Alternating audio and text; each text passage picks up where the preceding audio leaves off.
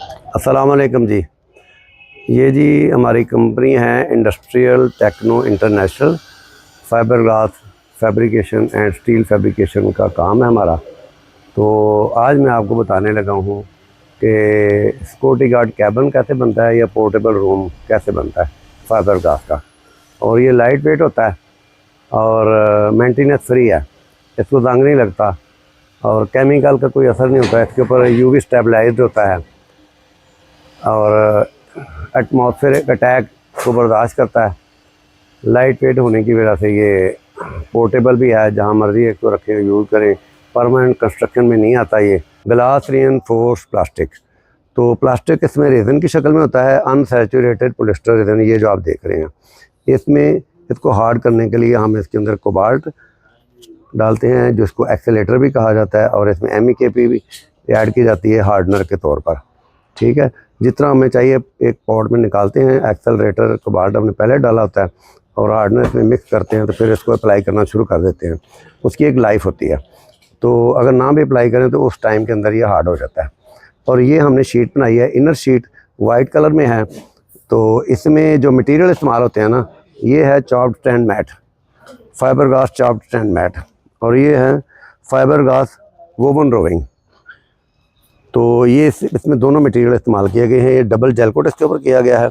उसके बाद एक लेयर जो है ना चॉप्ड स्टैंड मैट की अप्लाई की है, एक लेयर वोवन रोविंग की अप्लाई की गई है। और ये आउटर इसका जो है ना गोल्डन येलो कलर में है। तो इसी तरह इसमें भी डबल जेल कोट किया गया। और ये लो रिब्ड है, ये लो रिब्ड है और ये मीडियम रिब्ड है। रिब्स के बता दीजिए, इसको बैंड डले हुए हैं ना, ये वाले, इसको रिब कहते हैं। इसकी वजह से इसकी स्ट्रेंथ बढ़ जाती है। ये रिब होने की प्लेन शीट होगी, उसकी इतनी स्ट्रेंथ नहीं होगी। और ये जो रिब डालेंगे माइक्रो रिब इसको कहते हैं, और ये मीडियम रिब है। ठीक है, इससे इसकी स्ट्रेंथ भी खूबसूरत हो जाती, अच्छी हो जाती है, और देखने में भी खूबसूरत लगता है। ये इसकी जो लुक काफ़ी अच्छी हो जाती है। ठीक है, तो इसको बनाने के लिए सबसे पहले हम फ्रेम बनाते हैं इसका पाइप का। उसमें ये 1 इंच का पाइप हमने इस्तेमाल किया, 18 गेज का। इसकी फ्रेम की तस्वीर भी हम दिखाएंगे आपको साथ। ठीक है, तो इसका फ्रेम बनता है, उसके फिर आउटर शीट ये लग जाती है, ये इनर लगती है। इसके अंदर थर्मोपोर भी इस्तेमाल होता है। यह थर्मोपोर 1 इंच का थर्मोपोर इसमें लगा हुआ है। ये दोनों शीटों के दरमियान में ये लगा हुआ है। ये हीट और सर्दी और गर्मी दोनों को अंदर नहीं आने देता। तो अब ये बंदे हमारे इसकी फिनिशिंग वगैरह कर रहे हैं। आउटर इसका अपर जो है ना वो ग्रीन है, उसकी भी तस्वीर आपको नज़र आएगी बाद में, साथ हम अटैच कर देंगे। इसके ऊपर फर्श के ऊपर वुडन फ्लोर है और ये इस तरह की फ्लाई हमने लगाई 1.25 इंच मोटी। ठीक है, और इसके फर्श के ऊपर हमने ये कारपेट डाला हुआ है, ये देखें। और इसकी छत पे हमने ना ये सीलिंग फ़ैन फिट किया। ठीक है, और इसकी इलेक्ट्रिकल वायरिंग की है। इस तरफ इसके बोर्ड लगे हुए हैं लेफ़्ट साइड पे, और इसका रिमोट भी इसके साथ यहाँ पे हैंग किया हुआ है सीलिंग फ़ैन का। और सामने वाली विंडो जो है ना वो स्लाइडिंग है, एल्युमिनियम फ्रेम्ड, और लेफ़्ट और राइट वाली जो है ना वो एल्युमिनियम फ्रेम विंडो है, फिक्स ग्लास है। तो अब आप आउटर में आ जाएं। पकड़ने के लिए एक बार हैंडल लगाया, ये इसको अरल इसका इस तरह से लॉक भी हो जाता है। ये अंदर से टावर बोल्ट लगा हुआ है, जिसको चुटकनी भी कहते हैं। ठीक है, अंदर से भी लॉक हो जाता है। रूफ़ इसका चारों तरफ टेपर है। रूफ़ जो ना वो भी हम दिखाते हैं, दूर जाएंगे तो आपको नज़र आएगा। तो चारों तरफ से टेपर है, कैनोपी की तरह बना हुआ है, और ग्रीन है ताकि इसके ऊपर पानी ना ठहरे, पानी जो है ना स्लाइड कर जाए इधर उधर। और ये इलेक्ट्रिकल वायरिंग का एक पॉइंट हमने दिया हुआ है, जहाँ से आप अपने इलेक्ट्रिकल का अपना कनेक्शन देना है और सारी वायरिंग जो ना चलेगी। और ये इसकी लेग है नीचे 6 इंच नीचे के ज़मीन पे आप रखें तो ज़मीन के साथ टच नहीं होगा ये।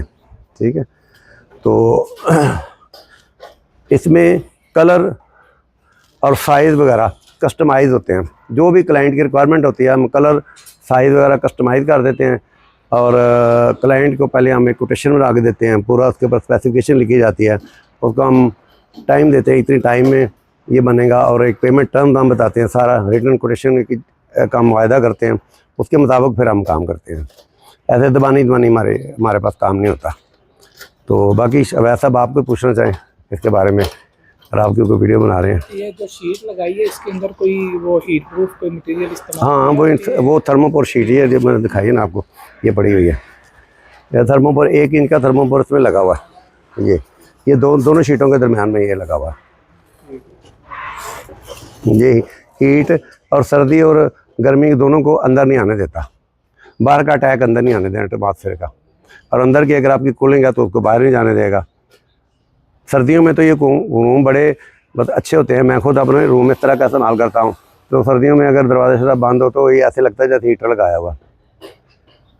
गर्मियों में सिर्फ ये है कि बाहर की दीवार गर्म होती है, अंदर की नहीं होती, और ये फाइबर ग्लास में तो बाहर की भी नहीं गर्म होती।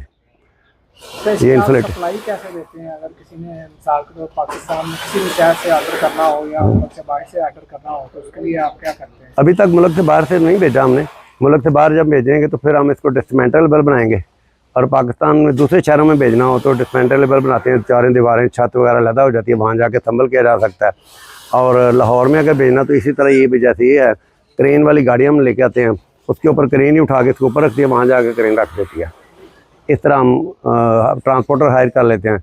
वो ट्रांसपोर्टर को कहते हैं भाई क्रेन वाली गाड़ी लेके आओ, वो क्रेन लेके आता है यहाँ पर, क्रेन के साथ अपने ट्रक पे रखता है, साथ ही लगी होती है क्रेन भी। तो कई हम साथ भी लेके कई लहदा भी क्रेन हम बुला लेते हैं, तो उधर जाके वो अनलोड कर देता है। वो ट्रांसपोर्टर को हम लहदा से हायर करते हैं, इसकी जिस तरह का कुछ साइज़ हो, जिस तरह का काम हो उसके मुताबिक।